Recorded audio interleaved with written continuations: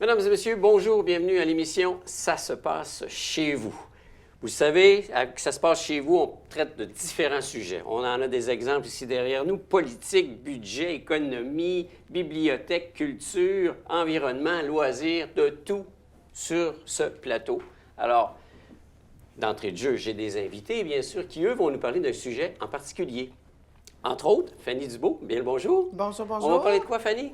Aujourd'hui, on va parler de tout ce qui se passe à la bibliothèque. La bibliothèque, un lieu de culture. Oui, tout à fait. Francis Goujon. Bonjour Herman, Bonjour. on va parler d'événements aujourd'hui. D'événements. Notamment du marché de Noël à Baie-Saint-Paul. Oh, la neige avant que ça arrive. Oui, ça, exactement, on met nos chapeaux de Noël. Et Stéphane Simard, bien le bonjour. Bonjour Herman. On va parler de... On va parler de transfert d'entreprise, plus spécialement d'une activité qui va avoir lieu le 6 novembre dans Charlevoix. Oh, c'est sérieux, ça, là. Oui, monsieur. Restez à l'écoute. Dans quelques instants, cette émission va débuter.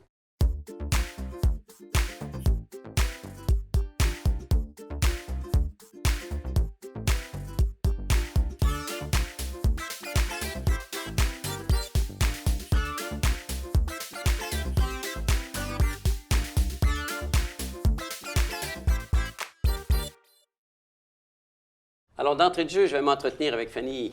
Bien, bonjour à Bonjour. nouveau. Là, on parle bibliothèque. Oui, Bibliothèque René Richard. Ça, c'est un lieu de culture. Oui, C'est un- sérieux. Oui, c'est un très, très beau lieu que Oui. les gens apprécient énormément, surtout quand ils viennent à leur première visite. Ils sont souvent étonnés de voir toute la collection de livres qu'il y a et l'ambiance aussi du lieu avec les grandes fenêtres. Parce qu'on a une belle bibliothèque. Oui, vraiment, vraiment. Il y a même des gens, des touristes l'été, là, qui vont venir voir la bibliothèque. Puis ils vont venir faire un détour spécialement pour voir le lieu qui, selon eux, vieillit bien. Ah! Est-ce que c'est comme auparavant, on rentrait dans la bibliothèque, il fallait chuchoter? Bien, c'est sûr que les bibliothèques, maintenant, sont devenues le troisième lieu. Hein? Souvent, c'est l'intention. Quand on dit troisième lieu, Troisième lieu, on va parler de la maison, on va parler de l'école ou du milieu de garde. Et le troisième lieu fréquenté par les gens serait la bibliothèque. est-ce que vous êtes des gens qui fréquentaient la bibliothèque, vous? Coupable. Coupable. Mais moi, je suis encore. Je les achète, les livres, parce que quand tu les lis après, j'aime ça les afficher sur mes murs, mes bibliothèques, à la maison plutôt. Fait que ça fait très longtemps que je n'ai pas été. OK. Et toi, Stéphane? J'ai déjà utilisé la bibliothèque beaucoup plus, mais là, à tort ou à raison, on dirait que le temps nous manque un petit peu, mais on devrait le retrouver quand même pour pouvoir profiter de Pris la en bibliothèque. flagrant délit, Oui. mesdames et Ouais, messieurs. exact. Mais c'est vrai qu'à l'époque, les bandes dessinées, pour moi, là, plus jeune, c'était le meilleur endroit. Mes parents m'amenaient là, puis on lisait nos bandes dessinées sans nécessairement les rapporter. On Ah. allait passer l'avant-midi sur place, Ben puis oui. on revenait à la maison. C'est quand même le fun. Ben, c'est ça. Donc, il y a beaucoup, beaucoup de choix de livres en Oui, soi. beaucoup de choix de livres. En fait, à la bibliothèque René Richard, il y a entre 300 et 500 personnes qui circulent par semaine. Ouh. Donc, on a quand même un bon taux d'occupation, là, de circulation. Quand on parle de notre collection, c'est à peu près 21 000 livres qu'on possède, 45 revues. Puis il faut souligner qu'on fait beaucoup, beaucoup d'acquisitions chaque année à la suggestion des usagers. On n'a pas un comité qui sélectionne comme tel les choix. Ça va être vraiment quand les usagers nous en font la demande, soit parce qu'ils veulent un livre qu'on n'a pas à notre bibliothèque, puis ils veulent faire un prêt entre bibliothèques. Donc, avec la carte d'usager, on peut faire ça. Puis, si le livre est récent, bien, à ce moment-là, on se le procure. Puis, c'est sûr que la bibliothèque, nous, on est associés au réseau Biblio et non pas C'est ça. affiliés. Ouais. Ah, Donc, associés et non pas associés. affiliés. C'est quoi la différence? La différence entre les deux, c'est que les bibliothèques affiliées, ça va être les celles Saint-Hilarion, Petite-Rivière, Saint-François, les plus petites succursales qui fonctionnent qu'avec du bénévolat. Mais quand il y a eu des fusions de municipalités dans la capitale nationale, Chaudière-Appalaches, dans OK. le réseau dans lequel on appartient, en fait, il y a 5 bibliothèques qui ont été associées, c'est-à-dire qui sont restées dans le réseau Biblio pour pouvoir utiliser le même système de cotes, de prêts en bibliothèque, rester dans le réseau encore, mais qui ont un statut un peu différent. Mais ce qui fait que nous, quand on achète nos nouveautés, bien, on peut avoir jusqu'à 2000 prêts en bibliothèque qui sortent de notre bibliothèque. Ça veut dire que nos livres sont récents. C'est des nouveautés. On est quand même assez à jour dans ce que les gens veulent avoir. Fait que cette demande-là peut combler là, les autres succursales. Aujourd'hui, je pose des questions à mes plus jeunes. Oui. C'est toujours sur les tablettes ou les téléphones. Attends un peu, je vais tout te trouver ce qu'il y en est. Je veux dire, est-ce qu'on sent ça, l'omniprésence, effectivement, des nouvelles technologies par rapport à la bibliothèque? Bien, c'est sûr qu'il y a les livres, il y a le prêt numérique. Ça, c'est quelque chose qui existe. C'est pas tellement utilisé, je dirais, ici. On a peut-être une trentaine d'abonnés seulement, mais de plus en plus, il y a de titres qui sont offerts par le réseau Biblio. Puis, il va y avoir une certaine quantité de livres par titre. Donc, des fois, il faut attendre un peu. C'est pas comme le prêt comme tel, je vois le livre, je l'emprunte.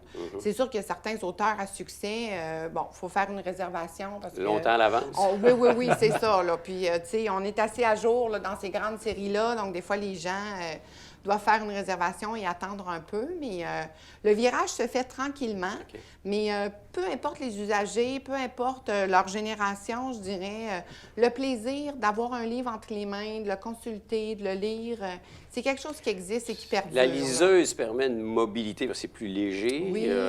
Tu peux lire en pleine nuit sans déranger, allumer tes lumières, quoi que ce soit. Ceux qui souffrent d'insomnie, ça m'arrive. Mais dans les faits, effectivement, c'est pas encore très, très omniprésent. Pas nécessairement pour le roman. Je dirais que pour les revues, les magazines, ça va être quelque chose de populaire. On peut s'en mettre dans notre panier, les télécharger, puis les consulter comme on veut. Mais pour le roman, là, c'est peut-être quelque chose qui est moins, intégré dans les mœurs là, des usagers pour l'instant. Puis c'est vrai que, je peux me permettre aussi, Oui. c'est vrai que le papier, c'est difficile de s'en départir quand tu lis un livre, de tourner les pages, la couverture et tout, mais je connais plusieurs personnes qui ont la liseuse aussi pour le voyage. Ouais. Au lieu d'apporter 2-3 livres, C'est tu sais, moins lourd dans les valises. tu télécharges tes livres, puis là, tu pars, c'est comme une bonne affaire pour le voyage aussi. Mais sinon, le papier, le livre, c'est quand même Ça intéressant. reste, ouais. Mais une fois qu'on a essayé la liseuse, on apprécie. Moi, je pensais que que j'aimais le papier, le livre physiquement, mais quand tu as une liseuse et tu as 4-5 livres dessus ou même plus, ça permet une certaine autonomie. Maintenant, avec les nouvelles piles qu'il y a là-dedans, ça dure très, très longtemps. Donc, c'est quand même un objet très pratique. Effectivement, effectivement. Puis tu déranges moins tes voisins. Oui. La nuit surtout. Il y a un rendez-vous qui s'en vient très bientôt, Oui, qui s'appelle le rendez-vous littéraire. Oui. Ça, c'est sur une base régulière, ces rendez-vous-là? Ces rendez-vous-là, c'est le dernier jeudi de chaque mois. C'est le jeudi, donc à 13h30, dans la salle Pierre-Perrault.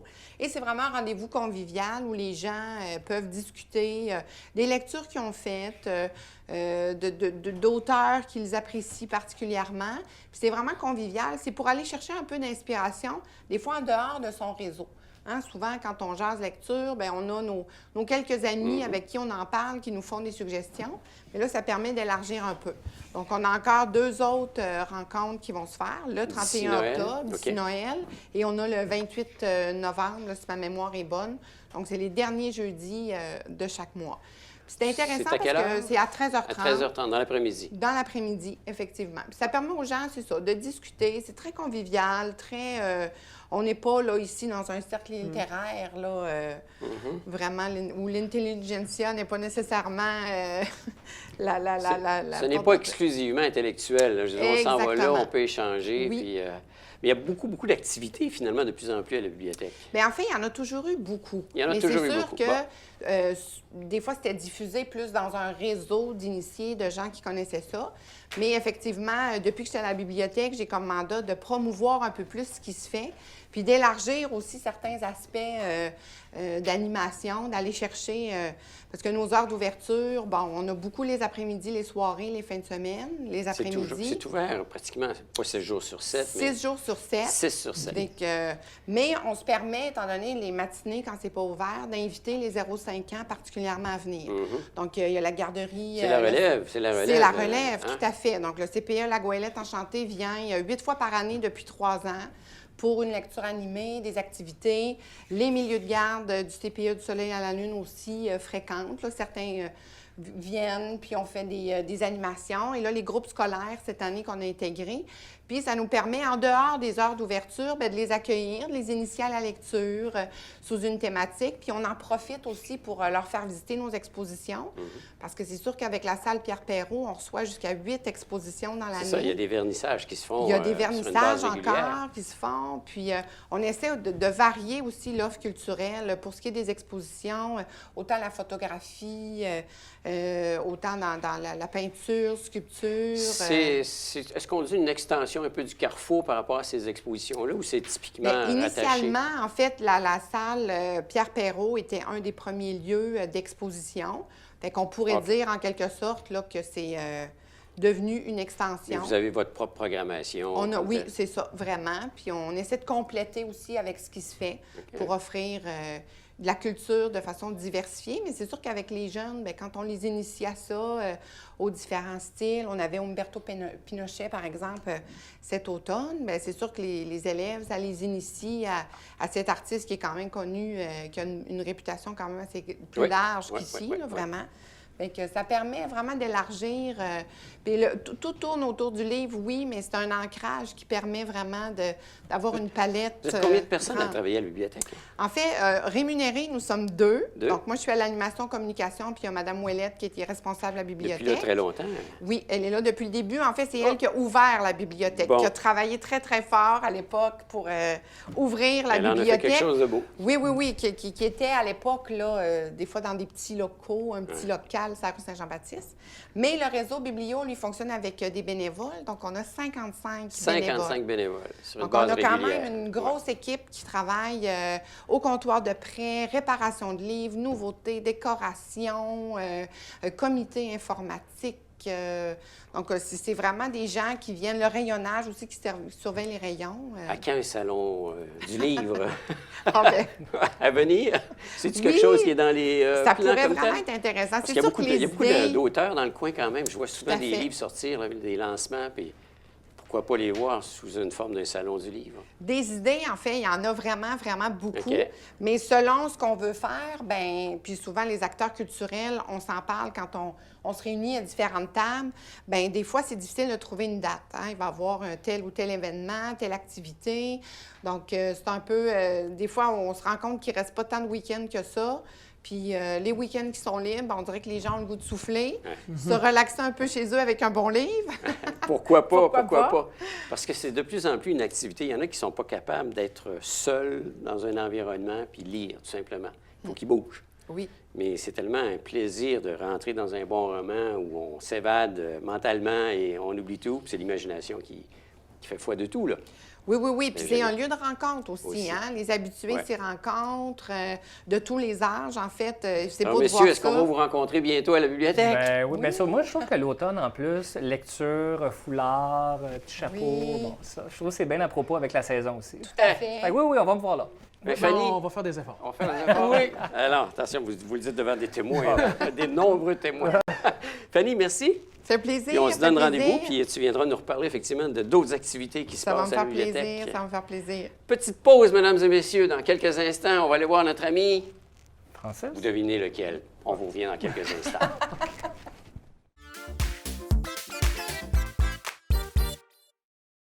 Alors, le sort en est jeté. C'est avec Stéphane Simard que je vais m'entretenir pour cette deuxième portion de l'émission. Stéphane, on parle d'entreprise, principalement de transfert d'entreprise. Oui, ben c'est le thème qu'on va aborder aujourd'hui, le transfert d'entreprise. Plus précisément, l'activité qui va avoir lieu le 6 novembre prochain au domaine Forget. Oh, c'est assez important pour avoir une activité. Oui, ben le Nous, transfert... on veut provoquer des choses. Ben oui, on veut provoquer des choses, on veut faire avancer les choses. Tu disais tout à l'heure que c'est un sujet qui est sérieux, mais qui est aussi très important et on parle de la pérennité des entreprises ici qu'on a localement. On promouvoit beaucoup l'entrepreneuriat, on a beaucoup de fonds pour que les gens démarrent en entreprise, mais on oublie souvent que reprendre une entreprise, c'est aussi une forme d'entrepreneuriat. Et ça demande aussi certaines qualités, ça demande de l'accompagnement. Mais Et- tantôt, je disais que c'était sérieux, mais ceux qui sont en entreprise, c'est des entrepreneurs comme tels, c'est Oui. des passionnés. Là. Oui. Donc, ils ne s'ennuient pas, eux autres. Là. Non, exactement. Puis il y en a de plus en plus, les études nous démontrent qu'il y a de plus en plus de gens, il y a de plus en plus de jeunes qui considèrent l'entrepreneuriat comme étant un métier. Souvent, les gens faisaient d'autres choses et devenaient entrepreneurs par hasard, ou maintenant les études démontrent que les gens considèrent ça comme un métier et vont chercher des formations qui vont leur permettre d'avoir des outils pour devenir un meilleur entrepreneur, chose qu'on ne voyait pas il y a une vingtaine d'années. Ouais. Donc, Dans le temps, on se disait, trouve-toi un job, garde-le à vie. Puis c'est devenu de moins en moins vrai, parce qu'à un moment donné, un individu pouvait changer d'emploi, 3 fois, 4 fois dans sa vie. Ça m'est arrivé plus que ça. Mais aujourd'hui, dans le fond, un entrepreneur, il y en a plusieurs qui lancent des entreprises, montent ça à un certain niveau, les revendent. Donc, ça bouge. Exactement. Là, on voit des gens qui bougent et que l'entrepreneuriat devient une étape dans leur carrière ou un changement de direction arrivé à un certain point.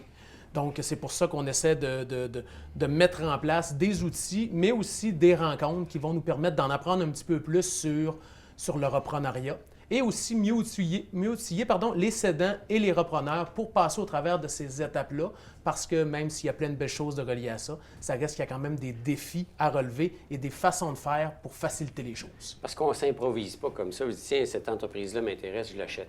Non, Il y en a qui ont des connaissances ou ils ont une organisation, une structure pour le faire. Mais il y en a d'autres là, il faut quand même préparer ce changement-là, comme tu dis. Oui, il faut préparer ce changement-là. Autant, c'est vrai pour la personne qui achète, mais c'est aussi vrai pour la personne qui va céder son entreprise. Souvent, les gens ont démarré l'entreprise ou l'ont depuis plusieurs années, c'est leur bébé. Donc, eux ont un cheminement à faire aussi, autant au niveau financier, comptable, qu'au niveau des employés, mais aussi au niveau personnel, pour envisager la seconde carrière, pour se détacher de ça, pour donner... Faire son deuil, quand ça a été ta vie continuellement. Là, exactement, et donner et refiler la direction de ton bébé, dans le fond, à quelqu'un d'autre. Donc, c'est pour ça que c'est important de prendre le temps et de bien se faire accompagner. Excuse-moi, mais c'est vrai que, tu sais, on voit juste à Baie-Saint-Paul, il y a quand même eu 2 commerces, la boulangerie puis le Pierre Narcisse, tu sais, que c'est vrai que... En tout cas, ça a été long pour la boulangerie à trouver preneur. C'est vrai qu'on n'a pas cette idée-là de reprendre, que ça peut être aussi de l'entrepreneuriat. Hein? Souvent, c'est moins compliqué parce qu'il y a déjà une entreprise qui existe. Donc, il y a déjà un chiffre d'affaires, il y a déjà une clientèle, il y a un historique. Oui. Partir à zéro, c'est pas évident aussi, partir à zéro. Là. Il faut que tu crées tout. Là. Puis des fois, il y en a plusieurs qui pensent que c'est facile, mais c'est pas évident. Fait que, non, effectivement. Il y a des pour et des contre pour les deux types ou les différents types d'entrepreneuriat. Mais c'est important de voir les différentes possibilités, surtout dans un environnement un petit peu comme le nôtre où l'âge des cédants est quand même relativement élevé. On sait que la population de Charlevoix, l'âge est plus élevé que dans la province de Québec. On a besoin de jeunesse. Exactement. Donc, mais si l'âge est plus élevé, c'est vrai aussi pour les propriétaires d'entreprises. Donc, eux, même s'ils continuent de garder leur entreprise pendant un certain temps, vont devoir céder ou fermer à un moment donné. Donc, c'est important de bien préparer cette transition-là parce que c'est un processus qui peut être quand même assez long. On parle facilement d'un 2 à 7 ans pour avoir un processus qui se fait de manière... Tu ne fais pas ce geste-là quand tu prends ta retraite. Non, exactement. Il faut le préparer. Il faut préparer l'entreprise aussi. Et il faut que la personne qui vienne reprendre l'entreprise ait quand même une réflexion. Ouais. On n'arrive pas avec X milliers de dollars pour acheter une entreprise comme ça. Faut voir un petit peu, il faut faire ses recherches, il faut regarder l'entreprise, il faut regarder la santé financière. Et aussi, il faut envisager différents modèles qui vont nous permettre de faire l'acquisition de l'entreprise qu'on désire. Le type d'entreprise que l'on a dans Charlevoix, c'est des petites et moyennes entreprises, principalement. Là. Puis je vous dirais même, là, dans le jargon, c'est des TTE, là, les petites entreprises. Des petites entreprises. Okay. Donc, il n'y a pas beaucoup de PME, c'est vraiment de la petite entreprise à propriétaire unique souvent. Donc, le cédant était le seul chef à bord et souvent, il va s'associer avec quelqu'un pour faire un bout de la transition. Et c'est ce bout de transition-là qu'il faut s'assurer qu'il se fasse dans l'ordre et dans la structure pour que le reste de la transition se passe bien aussi. OK. Alors là, il y a un événement que vous créez, en fait, qui est par la table de transfert d'entreprise de Charlevoix, qui est une séance d'information, prise de contact?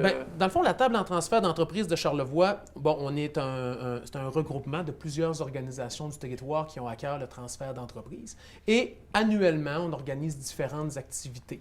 2 à 3 activités par année. Et à l'automne, on organise toujours une grande conférence. Et cette année, c'est sous la forme d'un panel avec des invités qui vont venir nous parler de leur transfert d'entreprise, comment ils l'ont réalisé, comment ils l'ont vécu, quelles ont été les difficultés. Et on va avoir 3 modèles différents pour démontrer un peu c'est quoi les possibilités aux gens qui vont être invités. Alors, modèle, pour les nommer, ça serait quoi, grosso modo? On a Mathieu Pilote, qui, lui, est une relève familiale dans le domaine de l'agriculture. Okay. Donc, lui a fait l'acquisition de l'entreprise familiale. On a aussi Annick Vigeant, c'est un jeune couple de l'extérieur ils ont décidé de venir s'installer ici dans Charlevoix en achetant une auberge. OK. Donc, l'auberge de la Rive à Saint-Joseph-de-la-Rive. Et finalement, on va avoir Monsieur Jean-Pascal Dumont qui va venir nous parler d'un modèle qui s'est fait, le Café Central à Rimouski, qui est une coopérative qui s'est démarrée. 13 travailleurs qui se sont mis ensemble et qui ont acheté un commerce qui avait 10 ans d'existence.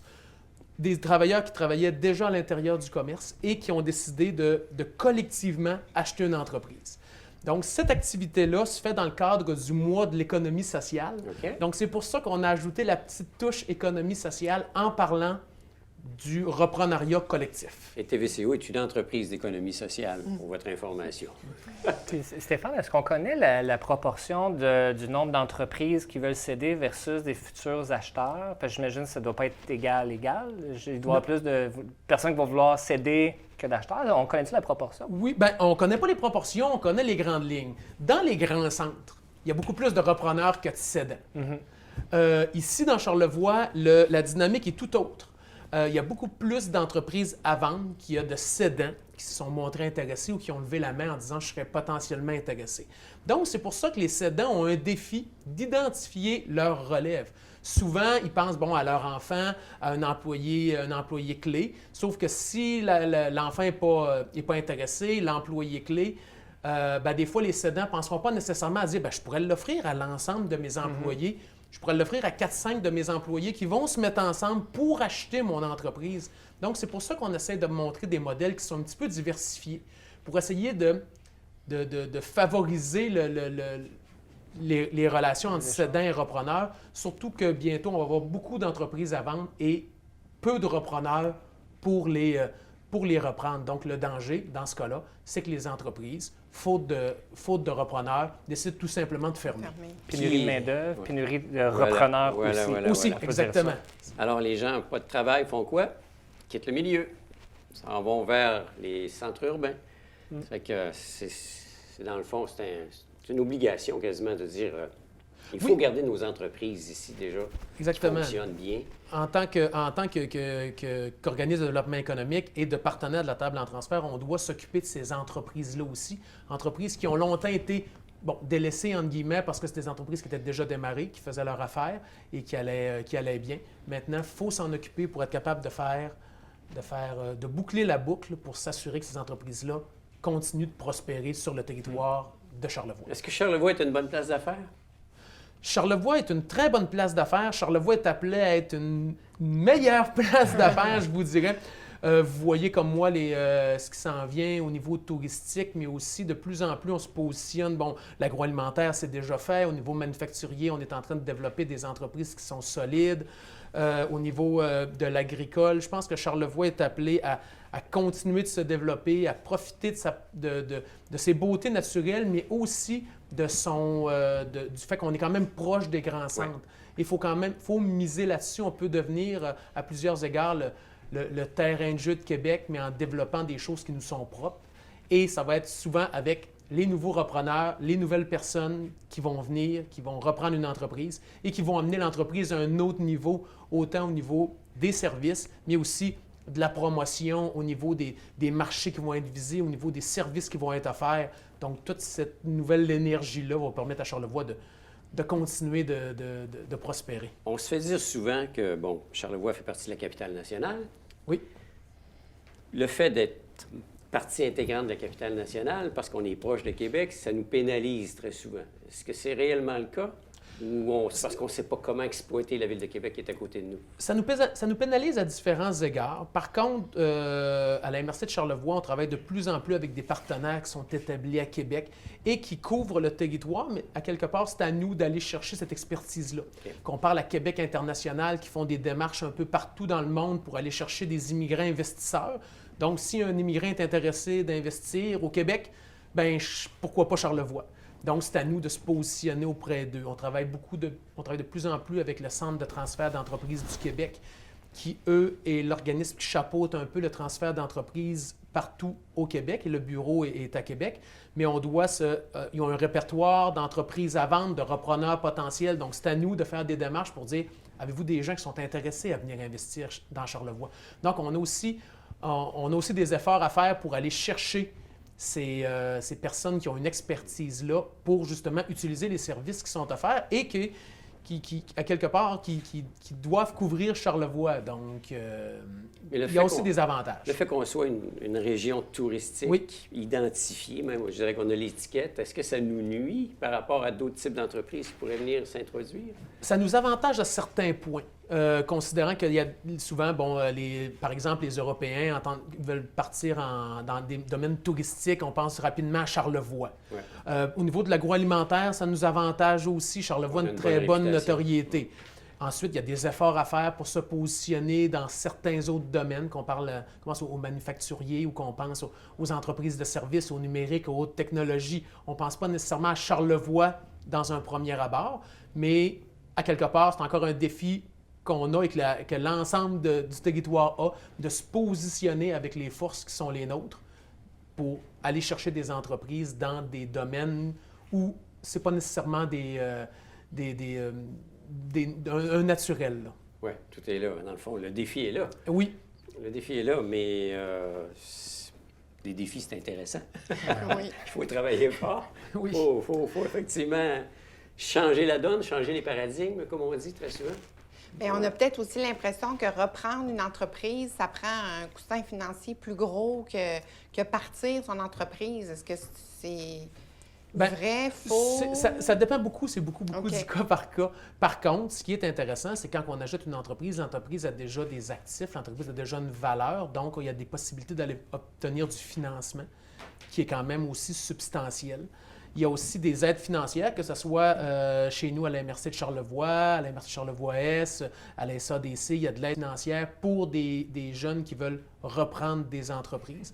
Donc, il y a moyen de faire, de financer des évaluations d'entreprises, tout l'aspect fiscalité, il y a moyen d'aller chercher du prêt. Donc, oui, des fois, c'est des plus gros montants dans l'absolu, mais il y a aussi plus de possibilités de financement. Donc, c'est pour ça qu'il faut prendre le temps. Tantôt, on parlait de processus qui peuvent durer un certain temps. Donc, il faut prendre le temps de faire un bon montage financier. Et souvent, le cédant reste aussi en balance de prix de vente pendant un certain temps. Donc, il ne reçoit pas la totalité du montant qu'il a vendu. Okay. Donc, lui aussi accepte de faire un prêt au repreneur pour faciliter la transition. Le message est lancé. On a besoin d'entrepreneurs, on a besoin de repreneurs. Puis pour en savoir davantage, ça se passe quelle date? Le 6 novembre? Ça se passe le 6 novembre. C'est sous forme de 5 à 7. C'est au domaine Forget. On invite l'ensemble de la population, on invite les repreneurs, on invite les entrepreneurs, ainsi que les cédants, les gens qui ont des entreprises à vendre, pour venir en apprendre un peu plus sur les différents modèles qui peuvent être mis en place pour faciliter le transfert d'entreprise. 5 à 7. C'est gratuit. Un petit 5 à 7, c'est gratuit, avec une petite coupe de vin, des petites bouchées, un panel intéressant. On invite tous les gens. On se lance. Exactement. Super. Bien, merci beaucoup, Stéphane. Merci à toi. Après la pause, Francis Goujon.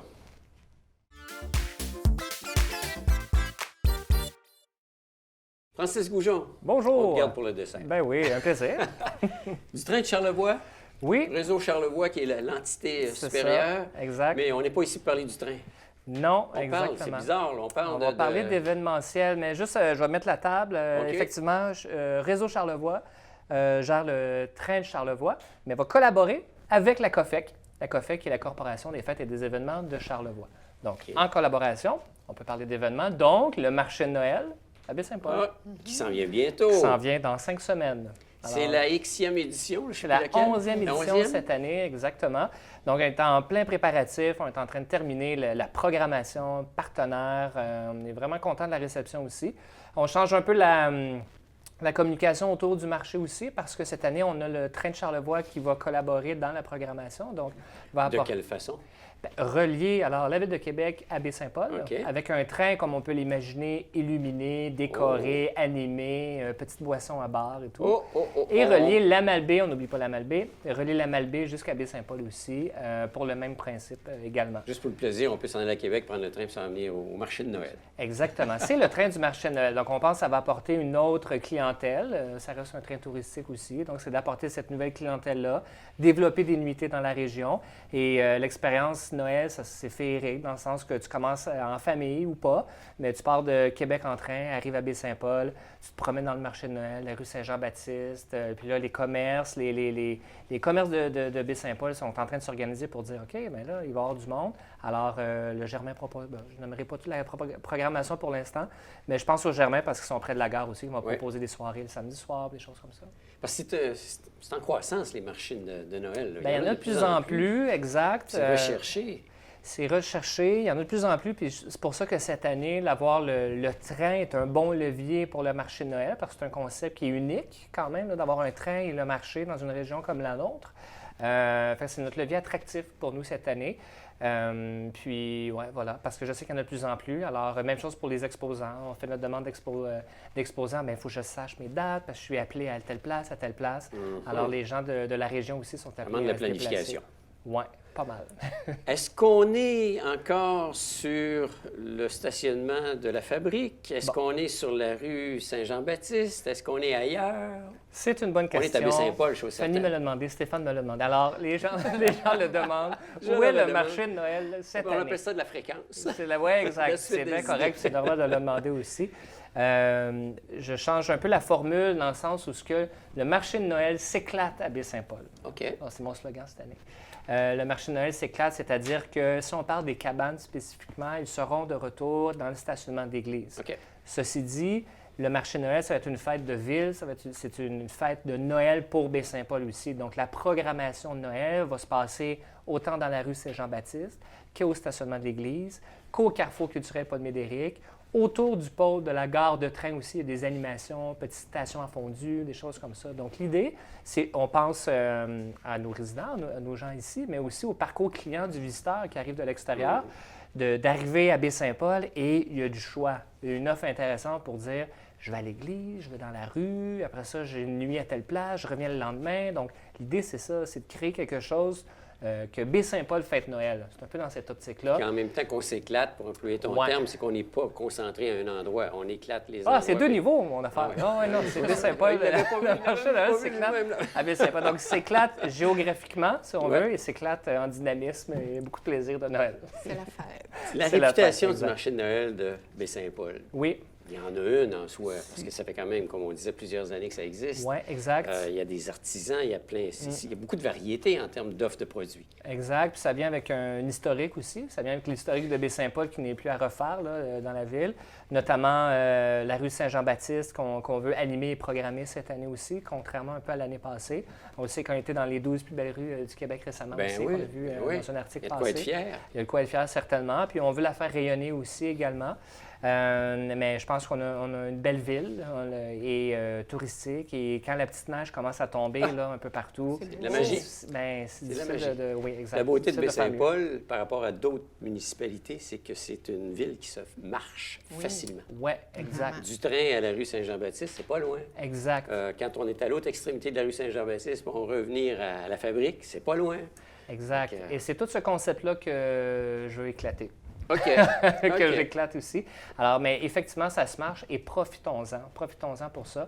Et dans les commentaires, j'ai beaucoup écouté les commentaires en début d'année aussi. Les gens aiment ça. Tu sais, le marché de Noël, c'est une fête aussi commerciale. Oui. Mais les gens aiment ça se jaser. Là. Ils aiment ça se jaser. Alors, créer autour du pétafeu, créer quelque chose autour du chansonnier, créer des moments aussi. C'est le moment où ce que les gens sortent du marché de Noël pour aller voir ses voisins, les amis, la famille et jaser avec les commerçants aussi. Fait que ça, ça Les fait du bien. dates. Oui, alors les dates sont un peu différentes de l'année dernière, donc c'était repoussé d'une fin de semaine OK. à la demande de tous. Ouais. Donc, plus de chances d'avoir de neige, Aussi. notamment. Donc, c'est la dernière fin de semaine de novembre, 29, 30 novembre, 1er décembre, et la première fin de semaine de décembre, soit le 6, 7, 8 décembre. J'ai toujours pensé que c'était la dernière de novembre et première de décembre. Ça Non, changeait à travers les Ouais, années, OK. tu as raison, mais l'année passée, c'était les 2 dernières de novembre. Ah, Alors, après consultation, on repousse d'une semaine. De toute façon, il y a plein de monde qui achète le cadeau à la dernière minute. J'en fais partie. Oui, ça fera pas exception. Marché de Noël. Mais là, tu viendras au marché de Noël. Ben alors, oui. bon, c'est ça. Hein? C'est On va avoir de vraiment des l'originalité, de la créativité. Il y a Exact. beaucoup d'artisans qui sont là. Beaucoup d'artisans. C'est de la région aussi. Majoritairement, on a un petit peu de l'extérieur, mais à 95 c'est des gens de Charlevoix, là, du Grand Charlevoix, je vais dire comme ça. On prévoit avoir combien de kiosques en gros, là, si on parle de kiosques? Bien, en fait, on a deux pôles. On a en termes d'exposants, là, on a un pôle intérieur au Carrefour culturel qui va avoir 15 exposants. Et au niveau des kiosques cabanes, on en a 25.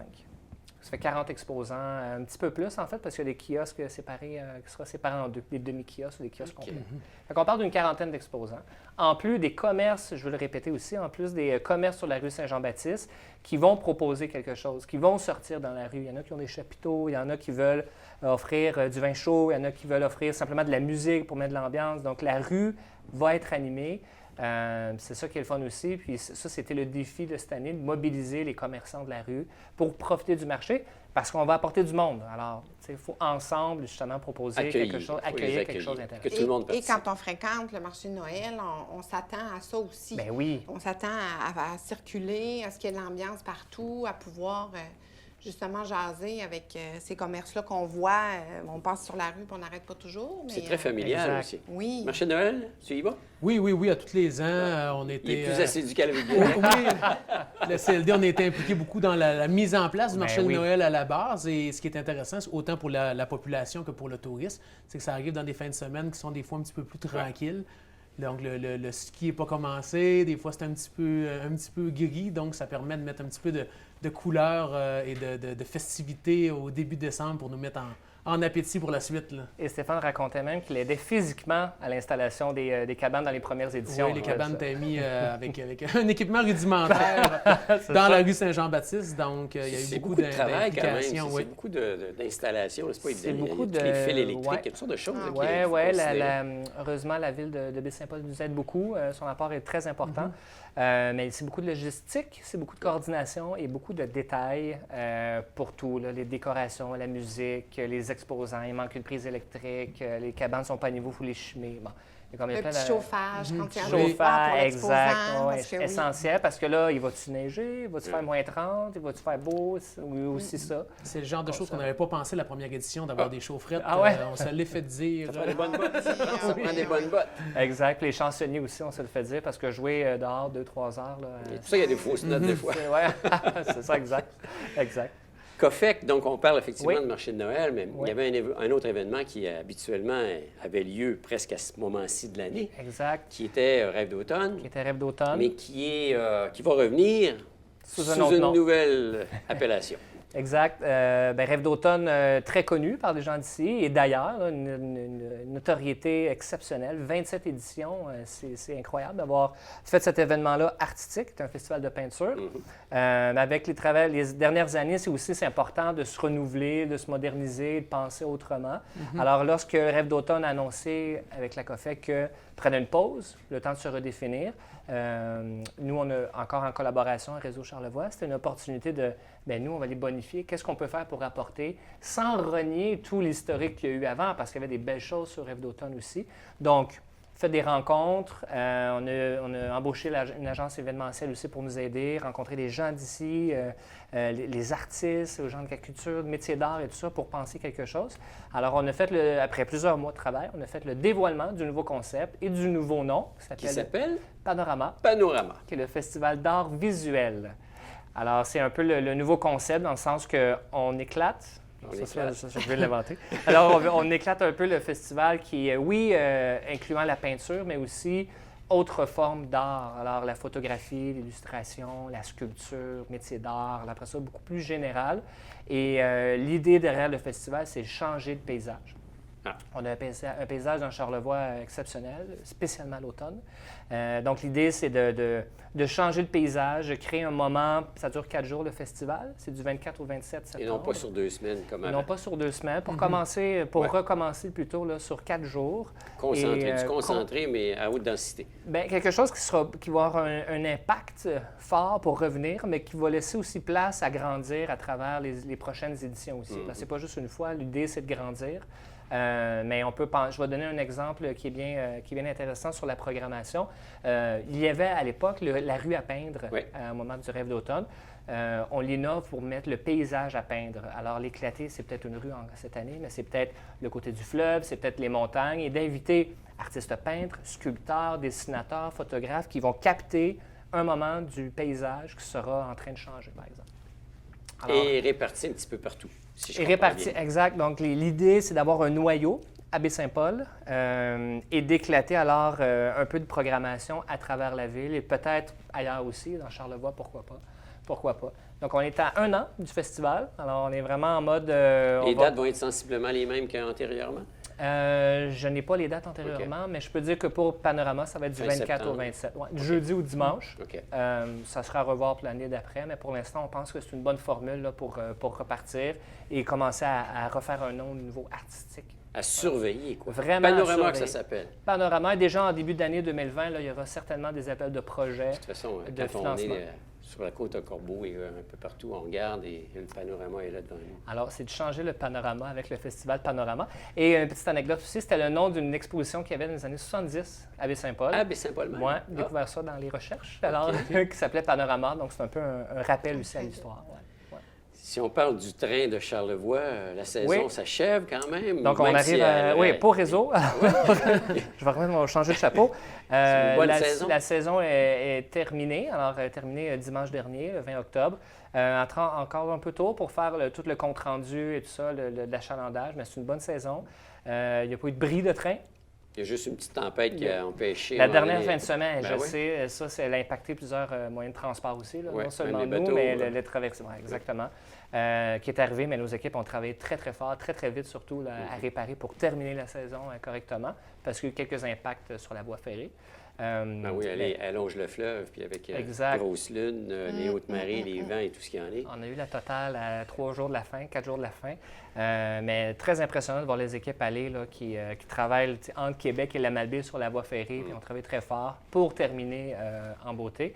Alors l'idée, c'est ça, donc c'est pas encore le temps. Oui, c'est pas mal en ligne avec les objectifs. Encore trop tôt pour le dire, alors c'est vraiment en compilation. C'était quoi déjà l'objectif? En compilation, c'était... je reviendrai pour une autre émission. Bon, alors à surveiller Réseau Charlevoix. Francis Goujon, merci beaucoup. Merci, ça fait plaisir. Et on se souhaite bonne chance par rapport à cette nouvelle version, effectivement, du marché de Noël. Oui, merci. Et on vous attend, bien sûr, au marché. On revient dans quelques instants avec la conclusion et le coup de cœur de nos invités.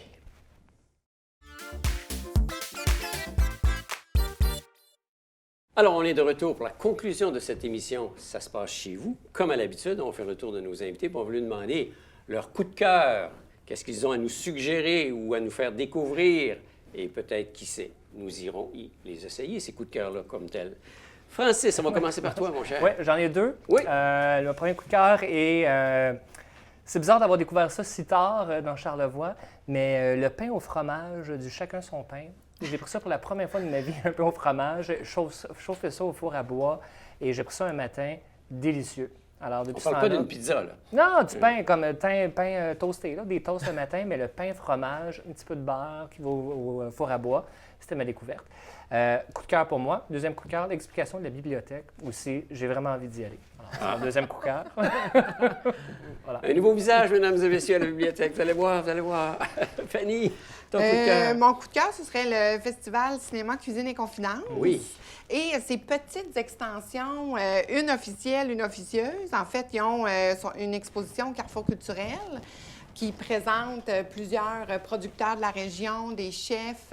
Donc, ça nous met déjà en appétit. Puis à la bibliothèque, on a fait un petit effort pour avoir Nadia Bélanger qui fait de la photographie culinaire sur fond noir. Donc, ça vaut vraiment le détour. Donc, on prépare les gens tranquillement à se mettre l'eau à la bouche. C'est très bientôt, c'est ça, là. aussi C'est un très, festival très bientôt, qui est très, très bientôt, qui est en novembre, en fait. Oui. Tout à fait. Période creuse de l'année. On ne sait pas trop quoi faire. Oui, il fait bon manger et lire. C'est la 3e édition. Oui, effectivement. Il y a plein de belles choses. Oui. Stéphane. Bien, je vais rester dans le thème de la gourmandise. Moi, je voulais vous parler, dans le fond, de la microbrasserie Country Club, qui produit de la bière ici à Baie-Saint-Paul, 2 nouveaux entrepreneurs qui produisent depuis environ 1 mois et qui vont ouvrir... Tout nouveau. Donc, il y a 4 sortes qui sont disponibles principalement au IGA de Baie-Saint-Paul, mais un petit peu partout au Québec, et qui vont ouvrir leur commerce sur le boulevard Monseigneur de Laval, dans l'ancien édifice du AP Napa. Donc, c'est à thème sportif. Ça va être un bar sportif pour les familles, mais aussi pour les gens qui veulent aller prendre une bière en écoutant un match de soccer ou un match de hockey. La Alley-Hoop. La Alley-Hoop, tous les noms sont basés sur des thèmes sportifs. On voit que la mascotte revient sous différentes formes. Donc, c'est une bière qui est très, très accessible. Et comme le faisaient remarquer mes co-panélistes, la canette est ouverte. Donc, je parle en connaissance de cause. Donc, essayez-la. Donc, est-ce que c'est très alcoolisé? Non, c'est des bières qui sont relativement légères, quand même bien houblonnées, mais il y a aussi des bières qui sont comme des versions de luxe d'une Coors Light ou d'une bière un petit peu plus commerciale. Donc, pour les gens qui veulent apprendre à découvrir les produits des microbrasseries, la Lager est une bonne bière d'introduction. Alors, le message est lancé. Merci beaucoup. Merci. 1, pour votre présence sur ce plateau. 2, pour ces magnifiques coups de cœur. Nous, on vous lance l'invitation d'être des nôtres, bien sûr, pour une autre émission à venir qui s'appelle « Ça se passe chez vous ». Puis, comme vous le savez, on discute de toutes sortes de choses. Donc, à nous surveiller. Puis, si vous voulez voir ou revoir cette émission, il y a toujours notre site Internet, tvcotv.com. Et de là, vous allez avoir accès à l'ensemble des productions de TVCO. Puis, si ça vous tente, bien, suivez-nous donc sur notre page Facebook, TVCO, la télévision d'ici. Alors, voilà. Merci. Bonne semaine. À très bientôt.